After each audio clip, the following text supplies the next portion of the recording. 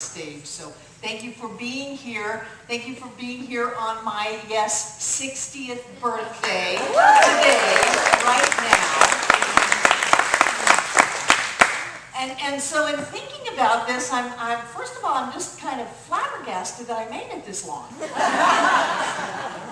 I remember thinking, if I can just make it to 40, I'm going to be okay. If I can just hang on until I'm 40, I'm sure that once I'm 40, I'll have enough together that I won't be living on the edge and holding on to survival. And then the idea of making it to 60 just seemed like so far away. And yet here I am. So in that state of going, oh my gosh, I'm 60, and John keeps reminding me that he's not. I thought I would look back a little bit over my life at some of the things that I have learned and some of the things that I can share with you. And I could have, entitled it Lessons Along Life's Way or something like that. And instead of that, I just thought I'd be very clear with do's and don'ts. Do this, don't do that. Because I did that and it didn't work out very well, and I did that and it did work out, so I thought I would give you the benefit of my experience.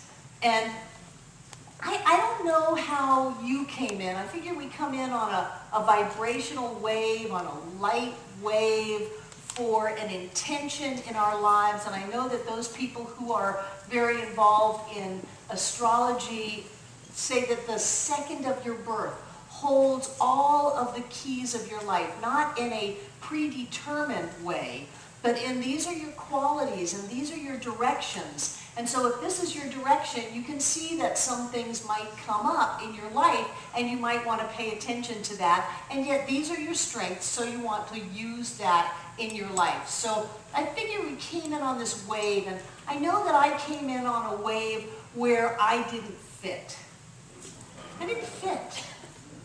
I remember just looking around going, where am I?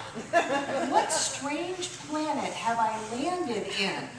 And what's going on? And I'm talking about from a very early age, when I was very young, I don't know, 3, 4, I was sure that there was a mistake that had been made in the hospital, and I would share that with people, strangers, and ask for their support. And I would say, I'm a princess. This is a mistake. Please help me find my rightful family. Please help me find my rightful place. I'm a princess, and this is all so wrong. And it's nothing against my family of origin. My mom had her 93rd birthday on Friday, and I'm very proud. And so in the realm of picking and choosing your biological genes, I'll take those. But I remember this sense of not fitting in life. And one of the things that has really done for me, because I haven't seen it get much better, frankly. I don't know about you, but here, everything is right in the world. And sometimes when I go out there, things are just bizarre. Who are those people? And what planet have I landed in? And really, do people live their lives that way and think that way? And the answer is yes. So there are areas where I fit and areas where I don't fit, but what I got out of that was a willingness to not fit. And I think that carries great value in it. Because if we are always looking to fit in, to fit the mold, to fit other people's expectations about us, if we're always looking to fit, then chances are we are not looking at ourselves clearly. And so we're saying, well, what can I lop off to fit? If I'm the square peg going in the round hole, do I have to lop off my arms to fit in there? What do I need to let go of? What integral part of me do I need to let go of so that I can fit in what other people think that I should be or do? And so I didn't have to go through that because I just knew I didn't fit. And in that, I was willing to pay the price for not trying to fit. So don't try to fit, and do pay the price. And people say, oh, Barbara, you keep talking about all these prices that people have to pay, and I look at my life and I say my life was not easy, and I wouldn't trade a minute of it. that I'm not looking for an easy life. I'm not looking to slide in life. I'm not looking to bury my head in the sand and just not have any challenges. I don't want that kind of a life. I want a life that is learning and growing and expanding, and to do that, it takes effort. And if you're not willing to put out the effort to have your life be the way that you want it, then you're not going to fit in this teaching. Because this teaching asks you to let go of all that is not true about you. Not to try to fit into somebody else's mold, but to really be the magnificent being that you have come here to be. And that takes effort. It doesn't have to take suffering, but it takes effort. And so in looking at my life and saying that I am willing to pay the price to not fit, then I get to have a life where I am not compromising who I am. And sometimes that price has been very high. Sometimes it has cost me relationships. Sometimes it has cost me those whom I love. But if I have to have people in my life that love me, that don't love me because I'm not being me, then what's the point?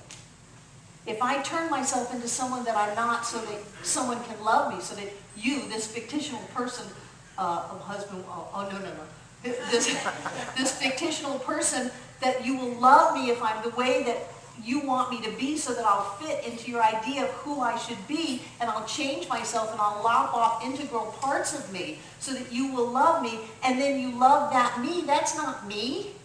That's who I think I should be. That's the fake me. That's the phony me. And so what good is it to change myself into someone else to try to get someone else's approval when who they're approving of is not even me anymore? But that takes its toll. That costs a price.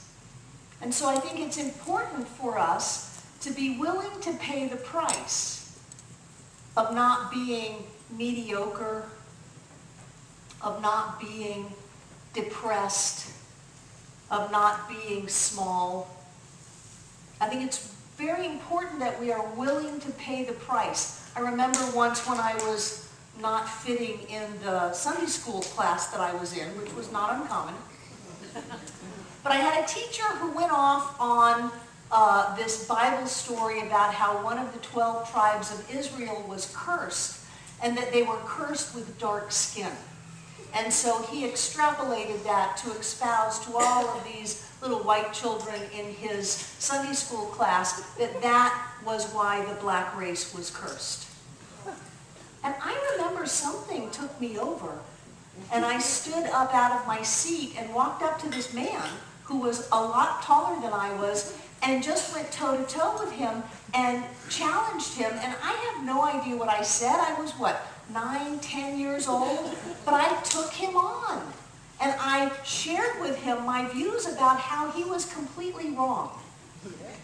Now, I was not willing to fit the mold of the child that sat there quietly, but I did have to pay the price of that conversation. The conversation was a lot of hoopla and not being welcomed back in that class. But everything is a mixed blessing, isn't it? And so I became the assistant of the babysitter of the church in the nursery for, I think, many years after that. But there are these moments in our lives where we are at a point of choice. And where are we going to go? What are we going to do? How are we going to handle this? It's not what happens to us that matters. It's what we do with what happens to us. What happens to us is a creation of everything up until now. It's old news. It's already done. It's already set in motion. It has already happened. Don't worry about it. The thing to be aware of, very consciously aware of, is what are we going to do with that now? What are we going to do with that now? How are we going to handle that now? How are we going to take this situation and do something else? Our life is filled with choices. It's not just one choice. It's choice after choice after choice after choice after choice after choice after choice. And if we ever give up control of those choices, then we just go down the path of our past. If we don't do something different, we will continue to get what we have already gotten, which means that consciousness that is already set will continue to create an outpicturing of those thoughts, those ideas, and those beliefs until we change them. And so if you find yourself at a point of breakdown, don't. Break through. Don't break down, break through. And it's that moment of choice. You go, am I going to give up? Well, it just seems so overwhelming. It seems so daunting. It seems so impossible for me to do anything in this moment. I feel so stuck. It's somebody else's fault. It's these powers outside of me keeping me down. Stop it. Don't do that. Do something. Get some energy going. Well, I'm not exactly sure how to do this. I'm not exactly sure how to make all of this happen, but I can take a step. And in that one step, you have broken through the energy, the heavy, stuck energy that will keep you living the life of your past. You've got to be willing at that moment to break through. And you don't have to have it all figured out. People say, well, I'll take some action on my own behalf when I'm sure it will result in winning the lottery. I'll buy a $1 or $2 now ticket when I'm sure that it will be a win. In the meantime, don't ask me to do anything. Don't ask me to change. Well, that's not going to create the life that you want. This all or nothing philosophy isn't going to allow you to shift and change, because we don't shift in all or nothing. We shift in steps. We shift in increments. We shift in choices. And some of those choices are not what other people think we should do. Have you noticed? Jeez Louise.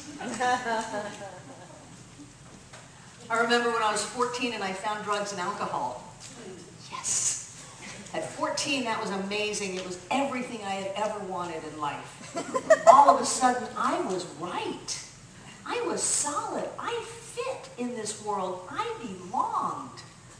And that choice went against most of my friends.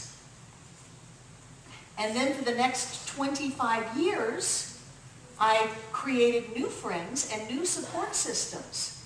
And when I decided that experiencing drugs and alcohol, there's nothing wrong with alcohol, and as long as they're legal drugs, don't get yourself in trouble. As long as you are in control of them and they are not in control of you. So mine was the latter, where I had totally given up all of my autonomy, my power to whatever particular drug or alcohol was the favorite of the day, usually what someone else had and was available. And so I didn't have that control over my life. And there came a point where I had to make a choice. Did I want to let go of the way that I had coped and managed up until then and try something new? Or did I want to stay in the inertia and the heaviness of it all and continue to live out my past? And thank God there was support within me and around me that allowed me to step out of that and to say there's got to be something better than this. Just because I had given my power away to it. And these can be anything that you give your power away to. So if you find yourself in a state of addiction, don't. Do find something new. And it can be all kinds of stuff. It can be an addiction to food. It can be an addiction to exercise. It can be an addiction to criticism. An addiction to judgment. An addiction to being superior to everyone else. Yeah, it can be an addiction to alcohol, to drugs, to sex, to all of the fancy ones, but it can be more subtle. It can be an addiction to busyness. Whatever it is, if you find yourself out of control with something, don't do that. Find a way to find yourself without that. Sometimes people come to me and they say, oh my gosh, my kids have moved out. And I go, great. Now you get a chance to figure out who you are without your kids. But I don't know who I am without my children. Great. It's a whole new blank slate. You can do whatever you want. You can be whatever you want. You can have your life be whatever you want it to be. If you find yourself under anyone or anything's thumb, get out. Do whatever it is you need to do to get out. What I have found in my life is that I got such good practice at a young age of needing to be on my own, of finding my own inner strength because it was not coming from outside of me. I remember when I would go up and down the streets in our neighborhood and knock on people's doors. It gave me confidence. And granted, 9 of them would shut the door, but 1 of them would let me in. They would let me in, they would talk to me. They would give me a little drink of whatever, Kool-Aid or water or whatever, and I would feel like I had triumphed that day.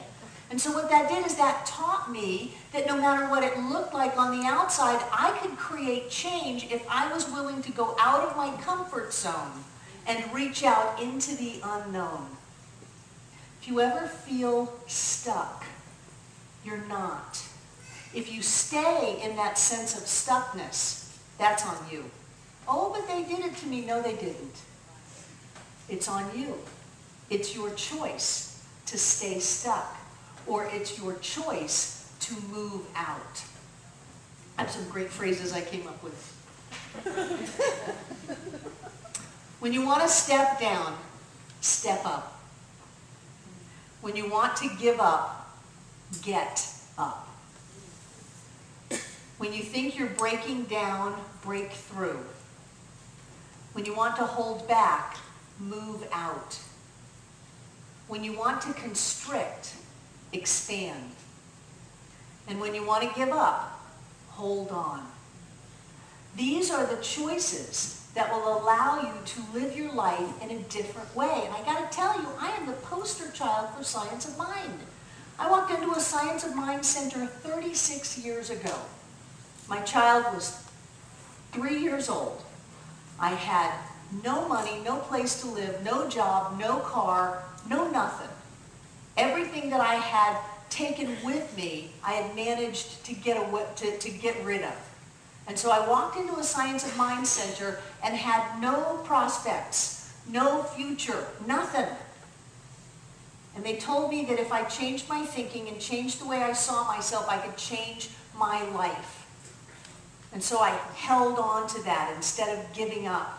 When I found myself overwhelmed by life, I would not stay still. I would get up and find something I could do to change it, even if it was just to clean the house. I would create change around me because I would know that if I could change something, I could change more. So don't give up. Don't stay stuck. Do something. And yes, it will ask a lot of you. It will ask you to stop being the person that you were yesterday and to start being the person whose life you want to live now. And when you do that, the creations that you make are all about your new choice and your new thought. I love this poem. It's by Robert Frost. It says, "Two roads diverged in a yellow wood, and sorry I could not travel both, and be one traveler, long I stood, and looked down one as far as I could, to where it bent in the undergrowth. Then took the other just as fair, and having perhaps the better claim, because it was grassy and wanted wear, though as for the passing there had warned them really about the same. And both that morning equally lay in leaves no step had trodden black. Oh, I kept the first for another day, yet knowing how way leads on to way, I doubted if I should ever come back. I shall be telling this with a sigh, somewhere ages and ages hence. Two roads diverged in a wood, and I took the one less traveled by, and it has made all the difference." Don't be afraid of a few weeds. Don't be afraid that nobody's done that before, that some people tell you that it's impossible, that some people may say you don't have what it takes. You're too old, you're too young, you're not a man, you're not a woman, you're not the right whatever. Don't be afraid to go for what you want. And don't be afraid to pay the price for what that will be. Because whatever the price is, you have it. You have it. Have you noticed that as you become more and more prosperous, you are willing to pay more and more for things? Why? Because you have it. You have whatever it is you will need to pay to have the life that is yours to live. I have done amazing things in 60 years. I have done amazing things in 60 years. But I got to tell you, a lot of those things that I did, my knees were shaking. My heart was racing. My mouth was dry. And I would pull myself up and stand straight and tall and hold my head high. One of my favorite phrases inside of my head is, I've heard worse from better. If someone wants to tell me why I can't do this, I've had people tell me worse things from better people than you. You are simply a figment of my fear. And I learned decades ago not to give in to fear. That if something scares me, I'll lean into it. I'll step up into it. I'll move into it. Because I am not going to live my life afraid. I learned long ago that I will not die from this life with regret that I let fear determine who I would be and what I would experience. And so, don't die with regret. Do what is yours to do. The more impossible, the better. The more out of your reach, the bigger you'll have to grow to get it. Wallace Wattles says that if you don't get what you ask for, it's simply because you have not asked big enough. Ask for something bigger. Ask of yourself for something bigger. And if you do that, you will find that within you will come forth and take you where you need to go. People try to con me. They come up to my office under the illusion, under the guise, under the excuse of a counseling session, and then they try to convince me why what I believe to be so is not so. They try to give me grand stories and elaborate schemes of how their life has been singled out by the divine to suck. And they want me to agree with them. I laugh. I laugh because there is no way that anyone can convince me that they don't have within them whatever it is they need to fly in this life. And I don't care what your story has been. I don't care what you have done. I don't care what your experience is. I don't care how much money you've got in your pocket. I don't care. Because I know that inside of each of us is that which will come forth if we give it half a chance. And so people say, well, I'm afraid. And I go, well, duh. Of course you're afraid. That's part of the deal, is you're afraid. And then you get to go past your fear. Remember, don't break down, break through. Don't give up, hold on. Go past your fear. That's your job. And so close your eyes for a moment. I want to tell you a story.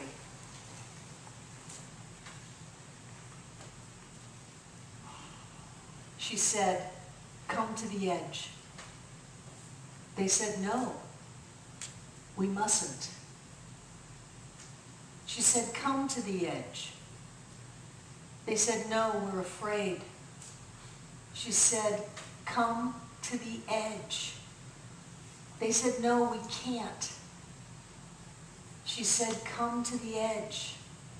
And they came, and she pushed them, and they flew.